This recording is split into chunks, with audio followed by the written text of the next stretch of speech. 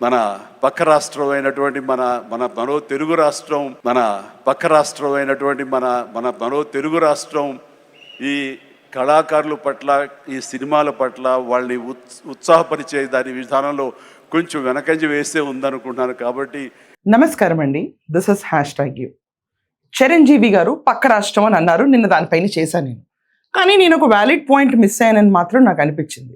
ఆ వ్యాలిడ్ పాయింట్లోకి వెళ్ళే ముందు ఒక్కసారి పక్క రాష్ట్రం అన్న చిరంజీవి గారు మీరు మర్చిపోయో మాట తడబడన్నారు అని చెప్పి నేనైతే నమ్మట్లేదు. కావాల్సిగా అన్నారు అన్న ఫీలింగే నాకు వచ్చింది.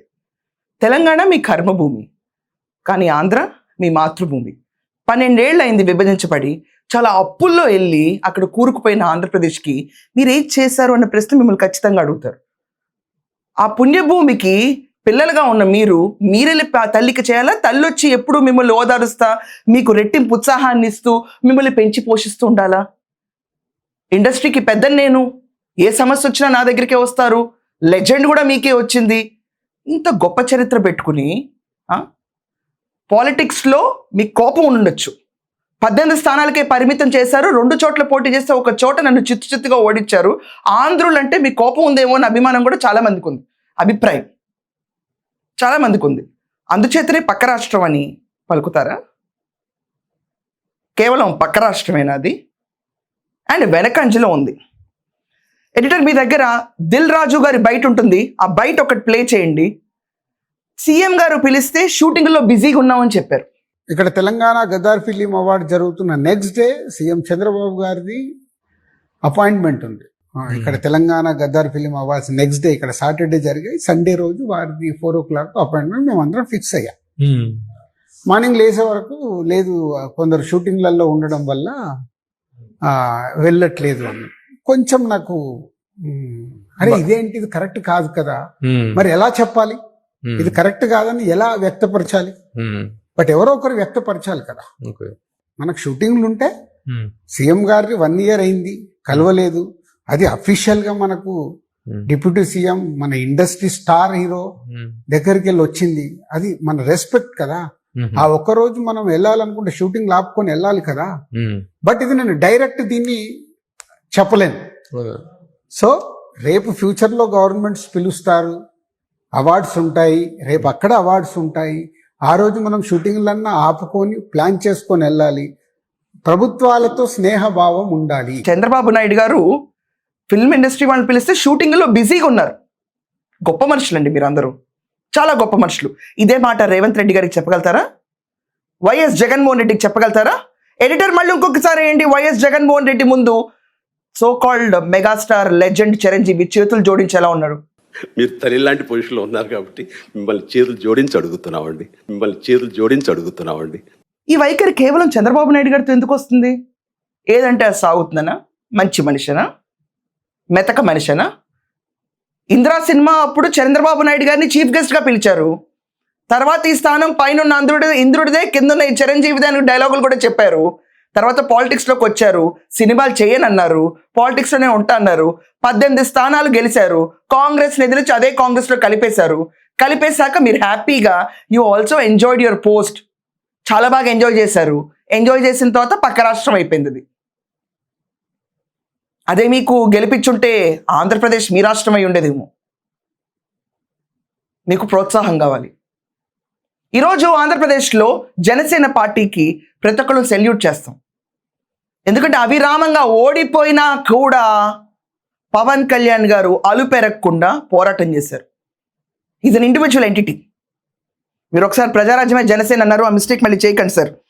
నిన్న జరిగిన ఈవెంట్లో ఎన్టీఆర్ అవార్డు ఈయనకు వచ్చింది. జయసుధ గారికి కూడా అవార్డు వచ్చింది.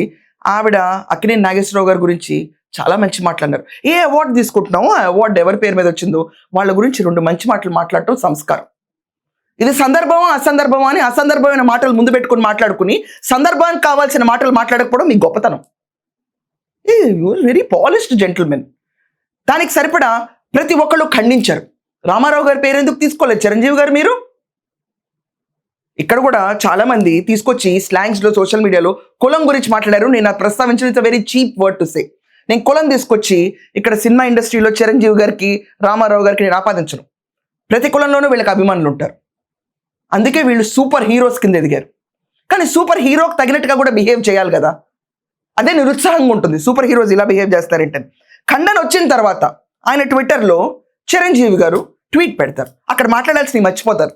అక్కడ ప్రిపేర్ అయ్యే టాపిక్ వేరు, తీసుకునే అవార్డు ఇంకొకరి పేరు మీద మాట్లాడాల్సిన అవసరం లేదు అనిపించుంటుంది, ఆయనకు అసందర్భంగా అనిపించుంటుంది మాట్లాడడం.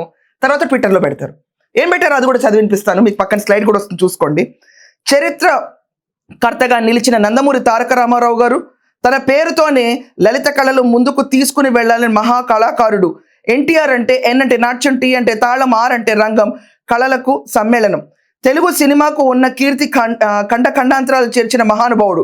దేవుడు ఎలా ఉంటాడో మనకి తెలియకపోయినా ఆయన పోషించిన పాత్రల ద్వారా దేవుణ్ణి మన కళ్ళ ముందే అపూర్వ ప్రతిభ. రామారావు గారు జన్మించేది సినిమాల కోసమే అన్నట్లుగా ఆయన లేని తెలుగు సినిమా ఊహించలేనిది. అలాంటి మహానుభావుడి పేరుతో ఉన్న ఎన్టీఆర్ నేషనల్ అవార్డు నాకు లభించడం నా జీవితంలో గొప్ప గౌరవంగా భావిస్తున్నాను. ఇది మీరు పెట్టిన ట్వీట్, ఇది అక్కడ మాట్లాడాల్సిన విషయం. ట్వీట్లో పెట్టాల్సింది మీకు ఏమన్నా ఓదార్పు, మీకేమన్నా స్ఫూర్తి, మీకేమన్నా ఇంకా డబల్ ఫ్యూయల్ అప్ లైఫ్లో కావాలి, నన్ను ప్లేట్ లేపండి అని చెప్పి అనుకోవడం ట్వీట్లో పెట్టాల్సిన విషయం. రివర్స్ చేసేసి పబ్లిక్లోకి ఏది బాగా వెళ్తుందో ఆ సిచ్యువేషన్ ఎన్కాష్ చేస్తున్నారని చాలామంది అభిప్రాయం. నా అభిప్రాయం కూడా ఇంతే sir. As an Andhra person నాకు అదే అనిపిస్తుంది. పక్క రాష్ట్రం చులకనగా మాట్లాడడం ససేవరా నచ్చలేదు. అండ్ రామారావు గారు అవార్డు తీసుకుని రామారావు గారి పేరు కూడా తలవకపోవటం, ఇది అదే ఫ్రెటర్నిటీకి చెందిన మీకు తగు గౌరవం ఇవ్వటమా? మీరు ఆయనకి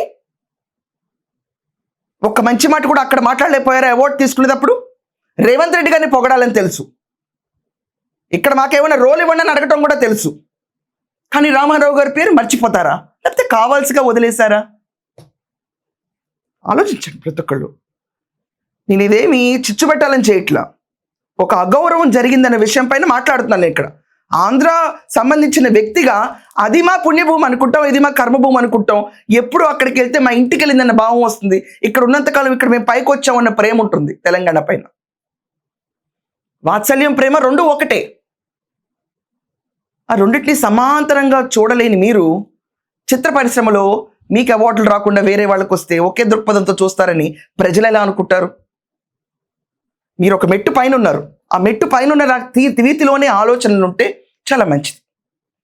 అలాగే మీరుంటే రామారావు గారు లాంటి పేరు మీకు లభిస్తుంది. Politically yes your a failure. ఏ పార్టీని అయితే ఖండిస్తామో ఆ పార్టీలోనే పార్టీ మీ తీసుకెళ్ళి మర్జర్ చేయటం ఇట్స్ అ వెరీ ఫెయిల్యూర్ వే. జనాలని మోసం చేసి 18 స్థానాల్లో గెలిచి ఆ పార్టీ నేను ఇంకా నడపలేని చేతులు ఎత్తేసి కాంగ్రెస్లో కలపడం నీతివంతమైన రాజకీయమా? ఇది నీతివంతమైన రాజకీయమా? చిరంజీవి గారు కాంగ్రెస్ని ఎదిరిస్తా అన్నారు, టీడీపీని ఎదిరిస్తా అన్నారు, చివరికి తీసుకెళ్లి కాంగ్రెస్లోనే దూరిపోతే ప్రజల్ని ఎంత మోసం చేశారు అప్పుడు? అదా మీ బాధ ఆంధ్రుల పైన? అందుకైనా మీకు చివుక్కుమంది ప్రాణం. ఏ మొహోటం లేకుండా బాలకృష్ణ గారు అందరితో ఒకే రకంగా తిరుగుతారు, చాలా మంది సినిమా హీరోలు ఒకే రకంగా తిరుగుతారు, కానీ మీరు లెజెండ్ అన్న బ్రాకెట్లో ఉండి బయట జనాలతో తిరగలేకపోతున్నారని నా అభిప్రాయం. మీకున్న సహృదయాన్ని ఎక్స్పాండ్ చేసుకుని ఆంధ్రప్రదేశ్ వైపు మీరు సద్భావంతో ఉంటే ఆ రాష్ట్రము బాగుపడుతుంది. అక్కడ ఇన్కమ్ జనరేట్ ఎలా చేయాలో మీరు అక్కడికి వెళ్ళి ఖచ్చితంగా ఒక పొజిషన్ అడగండి, మీకు ఇస్తారు. మీకున్న ఎక్స్పీరియన్స్కి, మీరు ఫిలిం ఇండస్ట్రీకి చేసిన సేవలకి, సేవ అంటే ఏంటండి? యాక్చువల్లీ ఫిలిం ఇండస్ట్రీకి సేవలు అన్న వర్డ్ నాకు ఎప్పుడు నచ్చదు. మీరు తీసుకున్నానికి రెమ్యూనరేషన్ తీసుకుంటున్నారు. It is not a service activity. Actually జనాలు ఎవరు సంపాదించాలని తీసుకుంటారు, స్టార్డమ్ కూడా ఉంటుంది, సేవ కాదు అది. మీరు ప్రజలు సేవ చేస్తారని మోసం చేశారు, ప్రజారాజ్యం పేరుతో వెళ్ళిపోయారు, మళ్ళీ సినిమాల్లోకి వచ్చేసారు. ఒక్క మాట పైన రాజకీయాల్లో కానీ సినిమాల్లో కానీ రెండిట్లో నుంచోలేదు మీరు. But I hope and anticipate, ఇప్పటికీ లేట్ అవ్వలేదు, మీరు వెళ్ళి ముఖ్యమంత్రి గారిని మర్యాదగా కలిసి అక్కడ మీరు ఒక తగు పొజిషన్ అడిగి ఆంధ్రప్రదేశ్లో ఫిల్మ్ ఫ్రెటర్నిటీని ఎలా పైకి తీసుకెళ్ళాలి, రెవెన్యూ ఎలా జనరేట్ చేయాలని ఐడియాస్ వాళ్ళకి ఇచ్చి అక్కడికి ఒక టార్చ్ బేరర్లా నుంచి ఉంటారని నేను ఆశిస్తూ ఈ షో ముగిస్తున్నాను. మీరందరూ కూడా ఖచ్చితంగా ట్వీట్లో ఎన్టీఆర్ గారి పేరు మెన్షన్ చేయడం ఏంటి, అసలు వేడుక పైన ఎన్టీఆర్ గారి గురించి ఒక్కసారి కూడా స్మరించకపోవటం ఉద్దేశపూర్వకంగా జరిగిందా లేకపోతే అసందర్భంగా జరిగిందా? ఖచ్చితంగా కమెంట్స్లో రాయండి ఈ విషయాన్ని. That's all for now. Thank you.